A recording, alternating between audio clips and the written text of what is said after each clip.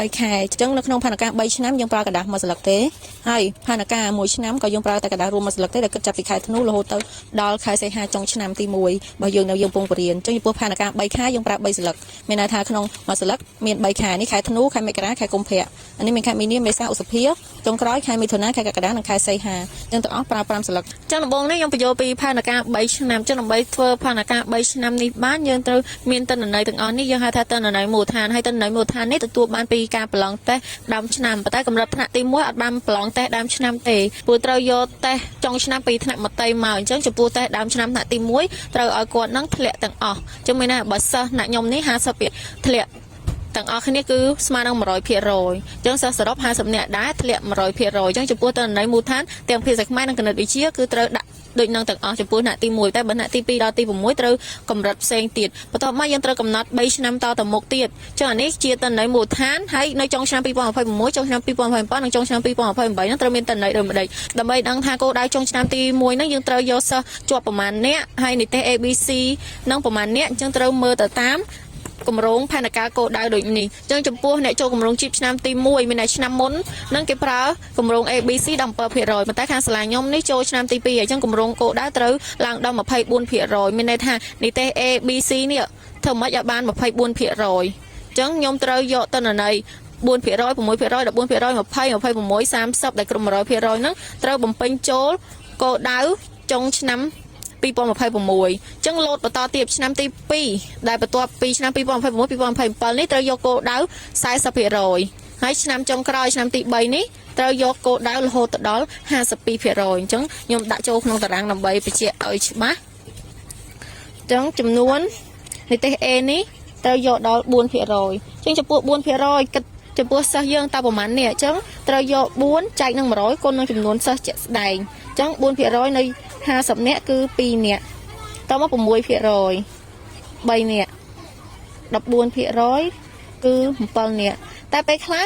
ចែកទៅមានក្បៀសមានអីហ្នឹងលោកគ្រូអ្នកគ្រូអាចបង្កត់ចុះឬក៏បង្កត់ឡើងដើម្បីឲ្យសមស្របនឹងចំនួនសិស្សជាក់ស្ដែងយើង50នាក់អញ្ចឹងខ្ញុំដោយសារសិស្ស50នាក់គាត់ខ្ញុំចែកទៅវាគាត់ទាំងអស់អត់អីទេប្រមាណ 26% គឺសិស្ស13នាក់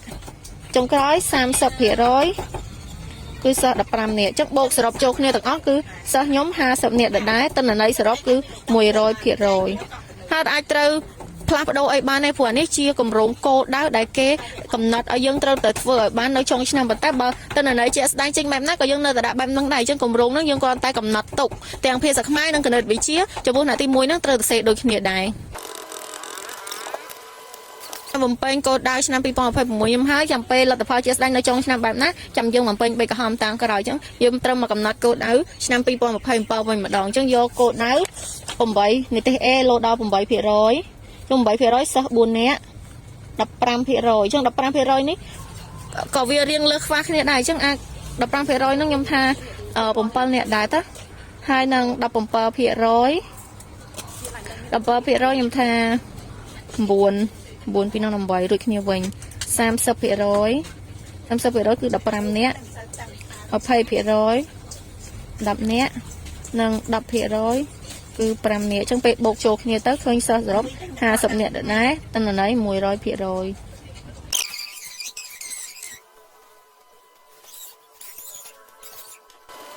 បន្ទាប់មកនៅផែនការចុងឆ្នាំទី3អញ្ចឹងចុងឆ្នាំទី3នេះយើងគម្រោងគោលដៅ 52% អញ្ចឹងគាត់ណាច្រឡំគោលដៅចូល 12% អញ្ចឹង 12% សិស្សខ្ញុំ6នាក់ 20% សិស្ស10នាក់តទៅទៀតនិទេស C 20% ដែរក៏នៅសិស្ស10នាក់ដែរ 38% 19ហើយនឹង 10% សិស្ស5នាក់ហើយនិទេស F មានតែ 0% អត់មានអ្នកធ្លាក់សោះសរុបចុងឆ្នាំគឺ50នាក់ 100% ពេញដែរទេតើភាសាខ្មែរដូចគ្នានឹងកណិតពេលដែលកំណត់ផែនការ3ឆ្នាំរួចហើយបន្ទាប់មកត្រូវកំណត់ផែនការ1ឆ្នាំសម្រាប់ឆ្នាំសិក្សា2026នេះអញ្ចឹងក្នុងការកំណត់ផែនការហ្នឹងអត់មានពិបាកទេទិន្នន័យមូលដ្ឋានចំពោះភាសាខ្មែរនិងគណិតវិទ្យានេះគឺគាត់ឲ្យយកទិន្នន័យមូលដ្ឋាននេះយកមកបំពេញដដែលហើយបន្ទាប់មកទិន្នន័យចុងឆ្នាំអញ្ចឹងនៅគោលដៅចុងឆ្នាំ2026នេះអញ្ចឹងយើងត្រូវតែយកនេះ គោលដៅចូលឆ្នាំ2026ដាក់ដូចគ្នាដែរប៉ុន្តែក្នុងនេះអត់មានភាគរយទេក្នុងនេះមានតែចំនួនសិស្សអញ្ចឹងគាត់នៅចន្លងចំនួនសិស្សនេះដាក់ចូលទៅបានជាការស្រេចដូចនេះមានន័យថាដើមឆ្នាំយើងបែបនេះក្នុងមួយឆ្នាំតាមខែនីមួយៗបន្ទាប់មករហូតដល់គោលដៅចុងឆ្នាំយើងធ្វើម៉េចឲ្យកូនសិស្សហ្នឹងគាត់ជាប់បានប៉ុណ្ណេះអ្នកទេស A 2នាក់ទេស B 3នាក់ទេស C 7នាក់នេះទេស D 10នាក់នេះទេស E 13នាក់ទេស F 15នាក់អញ្ចឹងសរុប50នាក់ក្នុងមួយថ្នាក់នេះយើងធ្វើម៉េចឲ្យគោលដៅចុងឆ្នាំយើងបែបហ្នឹងប៉ុន្តែដើម្បីបានគោលដៅចុងឆ្នាំបែបហ្នឹងចុងចំពោះខែនីមួយៗអញ្ចឹងយើងដឹងឲ្យខែសីហាខ្ញុំឲ្យគិតចាប់ពីខែសីហាមុនចុះណាខែសីហានេះលទ្ធផលចុងក្រោយនៃគោលដៅចុងឆ្នាំយើងធ្វើម៉េចឲ្យសីហាហ្នឹងឲ្យដូចគ្នាជាមួយនឹងគោលដៅចុងឆ្នាំអញ្ចឹងគាត់តែចន្លងពីគោលដៅចុងឆ្នាំដាក់ចូលខែសីហាមកពេលចន្លងរួចរាល់ហើយយើងអាចទៅមើលខែនីមួយៗបានអញ្ចឹងចាប់ផ្ដើមពីខែធ្នូអញ្ចឹងក្នុងរយៈពេលដែលរៀនខែធ្នូហ្នឹងកូនសិស្សគាត់អត់ទាន់បានឡើងនិទេសអីទេអញ្ចឹងលទ្ធផលគឺរក្សាដូចទិន្នន័យដើមដែរចាខាងសសនេះជាទិន្នន័យជាក់ស្ដែងដែលគាត់បានប្រឡងចេញលទ្ធផលទៅចាំយើងបំពេញ3កំហប៉ុន្តែនេះយើងត្រូវបំពេញគោលដៅឲ្យរួចរាល់ក្នុងរយៈពេល1ឆ្នាំហ្នឹងទិន្នន័យបន្ទាប់មកគឺខែមករាហ្នឹងក៏យើងអត់អាចឡើងនិទេសខ្ពស់បាន ABC ខ្ពស់បានភ្លាមដែរអញ្ចឹងអាច A ក៏កូនសិស្សគាត់អត់ទាន់យកបាន B ក៏អត់ទាន់យកបាន C ក៏អត់ទាន់យកបាន D គាត់យកបាន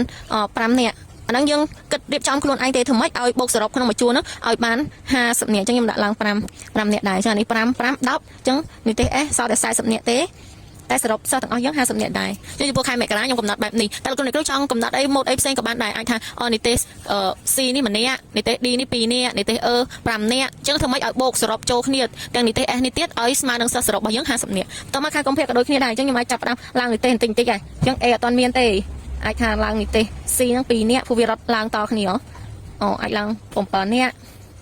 ឡើង8នាក់អញ្ចឹងនិទេស S នេះសល់តែ33នាក់ទេសរុបចូលគ្នាទាំងអស់គឺ50នាក់ដែរចំពោះខែមីនាក៏ដូចគ្នាដែរឡើងម្ដងបន្តិចខ្ញុំថានិទេស A អត់ទាន់មានទេតែនិទេស B អាចបាន1នាក់និទេស C អាចឡើងរត់ដល់3នាក់និទេស D ឡើង8នាក់និទេស E ឡើង10នាក់និទេស F ថយមកសល់តែ28នាក់ទេពេលបូកចូលគ្នាទៅសរុបនៅតែ50នាក់ដែរតោះមកខែមេសាឧសភាពួកខែមេសាឧសភានេះខ្ញុំប្រឡងចូលគ្នាតែដាក់បាច់ផ្សេងគ្នាក៏បានដែរត្រូវដូចគ្នាអញ្ចឹងអាចចាប់ដើមឡើងនិទេសខ្ញុំថានិទេស A អត់ទាន់មានទេតែនិទេស B អាចឡើង2នាក់និទេស C នឹងឡើង5នាក់និទេស D នឹង9នាក់និទេស E 11នាក់និទេស F 23នាក់អញ្ចឹងបូកសរុបចូលគ្នាឃើញ50នាក់ដល់សរសៃលើការកំណត់របស់យើងនេះចំពោះខែមិថុនាអញ្ចឹងខែមិថុនានឹងអាចចាប់ដើមឡើងបន្តិចបានហើយអញ្ចឹងថា A មាន1នាក់ B នៅដែរ C ឡើង6នាក់ D ថានៅដែរចុះនិទេស E អាចឡើង12នាក់អញ្ចឹងនិទេស F ថយតែ20សល់តែ20នាក់ទេអញ្ចឹងសរុប50នាក់តោះមកខែកក្កដាអាចឡើងចិត្តដល់គោលដៅអញ្ចឹងអាច2នាក់នេះឡើងឲ្យដូចគ្នាក៏បានដែរ3នាក់7នាក់10នាក់13នាក់យើងឡើងខិតទៅរកគោលដៅយើងអញ្ចឹងសល់និទេស S តែ15នាក់ទេសរុបចុងក្រោយ50នាក់អញ្ចឹងក្នុងការកំណត់និទេសភាសាខ្មែរនេះក្នុងរយៈពេល1ឆ្នាំតាមខែនីមួយៗនេះរួចរាល់ហើយអញ្ចឹងចំពោះគណិតវិទ្យាដោយសារតែដើមឆ្នាំយើងដូចគ្នាគោលដៅចុងឆ្នាំក៏យើងដូចគ្នាអញ្ចឹងអាចច្រឡំយកពីខាងភាសាខ្មែរដាក់ចូលគណិតវិទ្យាវិញភ្លាមៗអត់បាក់គិតច្រើនអូខេចំពោះផែនការមួយឆ្នាំនេះរួចរាល់អស់ហើយចូលទៅដល់ផែនការ3ខែចំពោះផែនការ3ខែនេះស្រួលទេ copy pass ខ្ញុំនិយាយថា copy pass ដោយសារកន្លែងនេះខែធ្នូខែមករាខែកុម្ភៈអញ្ចឹងក្នុងរយៈពេល1ឆ្នាំហ្នឹងយើងបានកំណត់ទុករួចហើយធ្នូមករាកុម្ភៈនេះយើងកំណត់ហើយអញ្ចឹងចាំតែលទ្ធផលយកស្ដាយយើងពេញយកអញ្ចឹងគាត់តែ copy នៃខែធ្នូនេះយកមកដាក់ចូលចំនួនខែធ្នូខែមករាយើងយកមកដាក់ចូលខែមករាខែកុម្ភៈយើងចូលមកដាក់ចូលខែកុម្ភៈខាងនេះចំពោះភាសាខ្មែរយើងដាក់ចូលមកខាងនេះដល់ពេលខាងនេះគណិតវិទ្យាយើងគាត់យកទិន្នន័យខាងក្រោម3នេះយកមកដាក់ចូលខាងគណិតវិទ្យាហើយកន្លែងនេះទិន្នន័យមូលដ្ឋានហ្នឹងក៏ដាក់ដែរទាំងអស់ដែរទិន្នន័យដើមយើងស្រួលតែនេះ3ខែហ្នឹងនេះខ្ញុំពេញទិន្នន័យគណិតវិទ្យាម្ដងអញ្ចឹងចំនួនចំពោះខែធ្នូនេះមើលខាងក្រោមនេះហើយយកបំពេញចំពោះខែធ្នូយើងនេះដែរពួក3ខែដំបូងនេះរួចរាល់ហើយអញ្ចឹងចំពោះ3ខែបន្តមកទៀតក៏អត់ពិបាកដែរនេះខែមីនាមេសាឧសភាគាត់ឲ្យយកទិន្នន័យមីនាមេសាឧសភានេះយកមកបំពេញចូលខាងលើនេះសម្រាប់ខាងនេះភាសាខ្មែរខាងក្រោមនេះសម្រាប់គណិតវិទ្យាយកមកដាក់ខាងគណិតវិទ្យាខាងស្នាមនេះមកនិងចុងក្រោយចំពោះផែនការ3ខែចុងក្រោយទៀតខែមិថុនាកក្កដាសីហាក៏ច្រឡំចេញពីខាងលើនេះយកមកបំពេញដែរអញ្ចឹងចាំតែលទ្ធផលជាក់ស្ដែងដាក់ចូលចំពោះភាគរយចុងឆ្នាំសិក្សាហ្នឹងក៏យើងរក្សាភាគរយដែរយើងច្រឡំដែរទេភាគរយចុងឆ្នាំសម្រាប់អ្នកខ្ញុំនេះគឺ 4% 6% 20% 20% 26%ហើយនឹង 30% បូកចូលគ្នាបានឃើញ 100% ចឹងកន្លែងនេះក៏យើងពេញដែរកន្លែងនេះក៏យើងពេញដែរចំពោះគណិតវិទ្យាហើយទាំង3ខែគឺដែរទាំងអស់3ខែតគ្នាហ្នឹងដែរទាំងអស់ហើយខ្ញុំសូមបកមកបំពេញក៏ប៉ុន្តែផែនការនេះធ្វើតាំងពេលយើងចាប់ផ្ដើមប្រឡងតេស្តចប់គឺយើងត្រូវមានផែនការហ្នឹងហើយស្រីតែដល់សាលាខ្ញុំហ្នឹងតែរៀបចំធ្វើដោយសារតែយល់អញ្ចឹងក្នុងចំពោះខែធ្នូគឺខាងខ្ញុំហ្នឹងបានប្រឡងបានទិន្នន័យហើយអញ្ចឹងខ្ញុំអាចពេញទិន្នន័យនិទេសសិស្សអញ្ចឹងនិទេស A នៅថ្នាក់ខ្ញុំហ្នឹងខែមុនហ្នឹង0មកទៀតបាននិទេស B 5នាក់និទេស C 7នាក់និទេស D 5នាក់ដែរហើយនិទេស E 11នាក់និទេស E តែ22នាក់ទេអញ្ចឹងលទ្ធផលសរុប50នាក់ដែរហើយខែមករាក៏បានប្រឡងហើយដែរអញ្ចឹងលទ្ធផលអញ្ចឹងអាចពេញចូលបាន0 7 8 5 12 18អញ្ចឹងខែនីមួយៗសិតតែកូនសិស្សគាត់រៀនគ្រាន់ទៅអញ្ចឹងថយជាងមុនអញ្ចឹងយើងពេញចំពោះ3ខែហើយគាត់ត្រូវបំពេញចំពោះផែនការមួយឆ្នាំនេះដែរទាំងភាសាខ្មែរទាំងគណិតវិទ្យានឹងបែងចែកផ្សេងគ្នានេះទេហ្នឹង